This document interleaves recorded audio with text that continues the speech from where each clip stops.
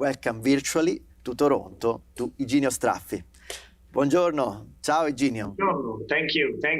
Today's conference takes place in what we call the aftermath of a long period of changes and difficulties due to the pandemic. So how has the animation industry been affected and how these changes impact the production and distribution of animation content also for Rainbow? Well, I must say that we got affected, of course, in the initial time when everybody didn't know what to do and they had to stay home. And so we didn't have the chance to carry on with our production.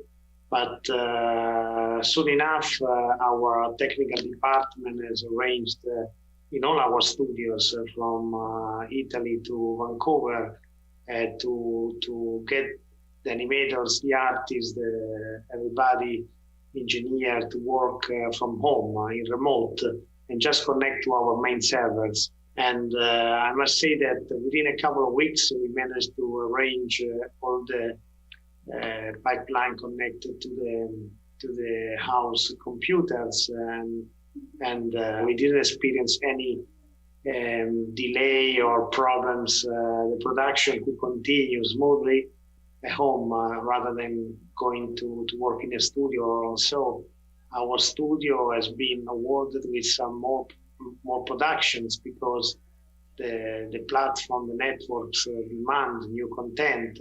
During the COVID, the consume of programming has increased widely, staying at home. And so in a way, it was an opportunity of growing our studio and number of talents that are involved in our productions. So in 2015, this acquisition of the Canadian studio Bardel Entertainment. So are 7 years now almost. What do you think? How, after this acquisition, are you happy? What are also the difference between producing in Italy and producing in Canada? From the beginning, they've been working with DreamWorks, Disney, Warner, Netflix, a bit everybody, and the tradition continues. So all the organization is constructed to be working with a first-in-class, with medium to high budget production, and they have a pipeline and an organization who serve well. I would say that now, after 7 years, it's already a few years that things are very well running smoothly, and the team is very, united and capable to run the studio. For Bardel, the next big challenge would be to go back to what they used to do more, which was animated feature, rather than being only a very qualified supplier of animated TV series, both in 2D and 3D. And I noticed that you have incredible new projects that Rainbow is pursuing. And what stage are they in? I remember that at Giffoni you announced the series on Pinocchio, the incredible fairy tale. So tell me a little bit about the next project. Is our next challenge that we put on the market because is a show that will will premiere on Italian television next week. So we are very, very excited after so many years of hard work.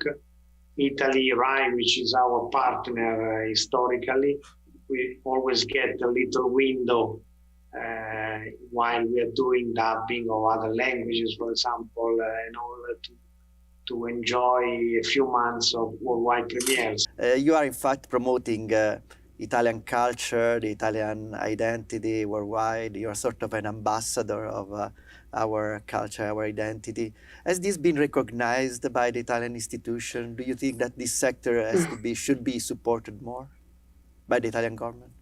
I mean, we have been doing this out of our being Italian, and we want to have our stories and design told to the world. But I must say that we didn't get any recognition at all. I remember once one Italian CEO of each Italian Talent recognition, yes. he was telling me that two things. Rainbow is responsible for more than 50% of the Italian entertainment export alone compared to all the sector.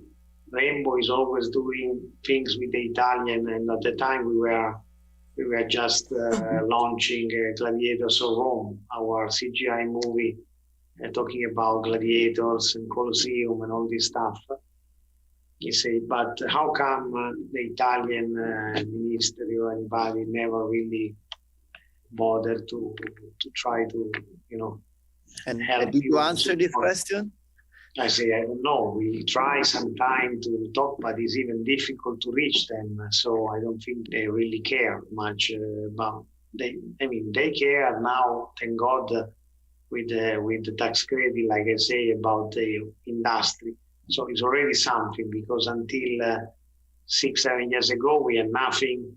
We just had to be living out of our sales, our ability to make business, co-productions, but there was nothing at all in Italy.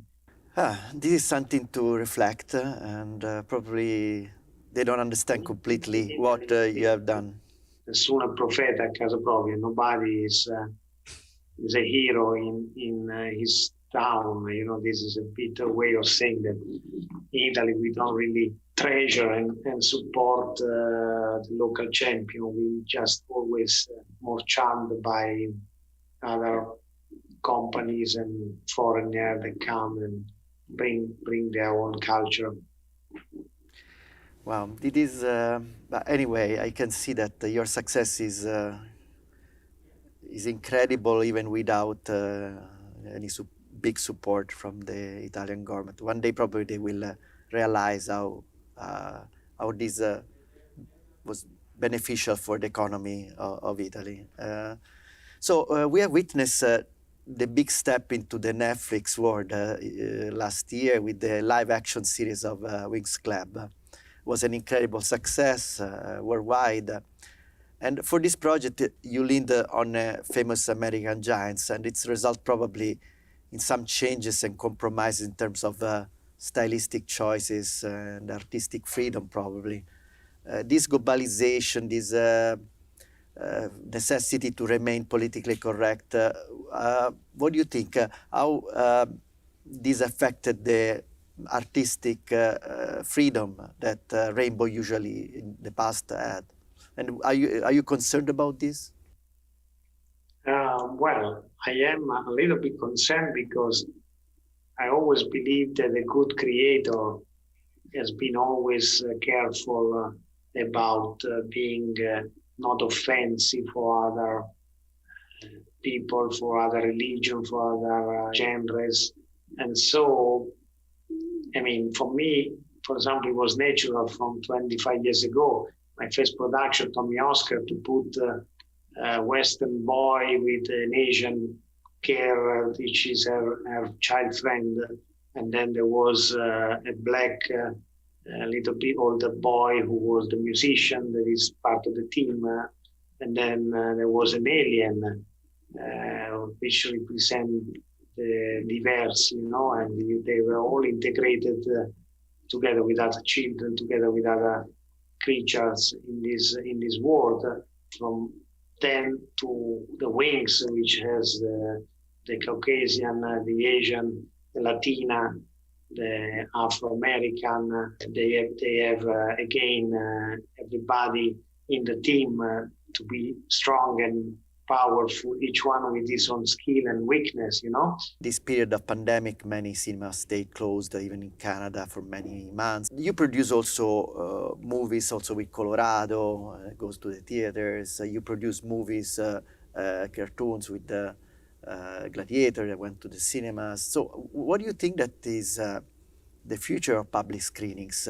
Do you think that, this way to watch movies is going to end? If you watch movies together with other people, sharing emotion together, and it's going to become more like an individual experience, like reading a book. It is hopefully not going to finish. Definitely there was a trend already which was started before the pandemic, where people were going less and less to the cinema because they had big TV at home with Dolby systems, and they watch it also on the smartphone. The content has been consumed differently in the last 10 years. Not only theater, but still there was a big number of people that like to go to the theater to enjoy on the big screen a movie. Now the pandemic with the cinema closed has created, of course, a worse scenario. The people have lost the habit to go to the theater, and worse, they are scared of getting infected with so many people that they don't know whether they are positive or not, or they might be, incubating the COVID or other disease. So this is all thing which will not help to, like you say, to enjoy the screening in a big group together, especially when it's a comedy. Definitely there are people that laugh and they cannot stop, and they have a contagious laughter that help everybody to feel more motivated to laugh more and more freely, even in the theater. So I think that is definitely a different experience which shouldn't disappear. It's still a night out, and people will enjoy it. The hardcore fan, which are still many in the world like me, will always go to the cinema. Iginio, was an incredible experience have you here in Toronto virtually and have this conversation together with our audience here and the audience online that is following us. Thank you again very much. Yeah, hope to see you in person.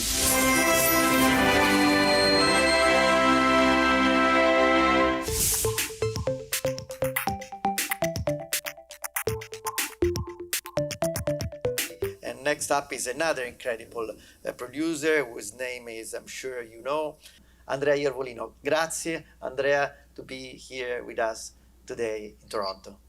Virtually. Thank you, Cristiano. Tell me a little bit about this production, Arctic Dogs, that also that I know that as a follow-up in a later production that you're doing. You're right. We started actually the production of Arctic Dogs a long time ago in 2014. A few years later when I started living in Canada. And basically we produced that movie across of many different countries, again, including Canada. In the end, it's a super lucky story, but was not easy because from scratch, we built a new animation studio. Because of the distribution company, which we had at that time, had some issue, because I don't know if you remember, between 2018 to 2019, 3 big US studio, independent studio, they went in bankruptcy. This independent studio, 2 of them got the distribution of our movie, but because it was such a good movie, in the end, the next studio got, and the next studio got.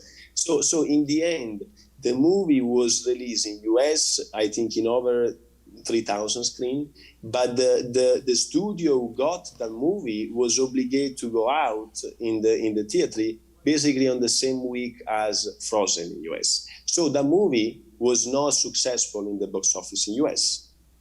But in March, so 120 days later, 90 days later, became super successful in the streaming platform. So became, I remember, in that week, the most viewed animation movie on Netflix and the number 3 most viewed movie in general. So my idea at that point became, now we have this IP, this character from this movie, which now they are famous. And in the end, what we decided to do spin-off with the same character, which they were in the movie, but for a totally new product, but produce and dedicate totally for streaming platform. And from that, we did 2 series. One was called Arctic Friends, where we did over 250 episodes. And another one is Puffin with Johnny Depp. And these two series, mainly the Puffy one, we release it in Apple TV and in Amazon and in other platform by season. And many times we were the number one, the number two, or the number three most viewed in the weekend when we released that new season of the Puffin. From a very good product, no successful release in the theater as a moment one because of other circumstances. From the success which this product had after in streaming platform, then we built this amazing franchising now of this short animation series. And again, Johnny Depp, because we did another movie with him. And when we were in Venice doing the premiere of our movie, I say to Johnny, I have a gift for you. And they say, what is the gift? I say, I have a character which can be you as a Puffin, which can live much more than all of us, because it will be something which you will be able to speak with kids forever. This is the experience, and in the end, from a good start, a no successful release, and an amazing successful release on digital platform, then we built something which is very successful. So I'm very happy. This shows that in life we should be always positive, you know. So how you managed to convince all the big stars to participate with your? Of course, your movies are really great, but you seem that to have a special connection with Hollywood. Tell me a little bit about this. As you know, I do this job from when I was 15. So it's now, tomorrow I become 34 years old. So it's 19 years experience in this industry, you know. And as the majority of us, I came from nothing. I came from non-family, my business, and not family with experience. And also, I was born in the digital era, you know, where basically was the big shift of analogic and digital. And I started to do my first movie in digital, etc., etc. But one thing which I learned, because I was really lucky to learn that at the age of, I was 17, almost 18. And because of my business partner at the time, his name was Luciano Martino, I was involved in the production of a movie with Al Pacino shot in Venice, which was called Il Mercante di Venezia. And on the set of that movie, basically, I learned how a big star like Al Pacino at the time was a really sensitive person. So by seeing the big humanity, the big sensitivity which a huge star like him had, I say, wow. I think at that point I started to understand how we need to deal with people like them, because more an amazing artist you are, I think, and more a very sensitive person you are. The key is to basically be very sensitive and understand the other and try to and then try to merge and understand if you have the same vision and deliver the same message. Andrea, you are in this section, Meet the Masters, and everybody now knows the master that you are. Thank you for being with us. We know that you are Italian-Canadian, so we can't wait to you come back home. Congratulations for Puffins, and again, thank you so much to be part of this Industry Day.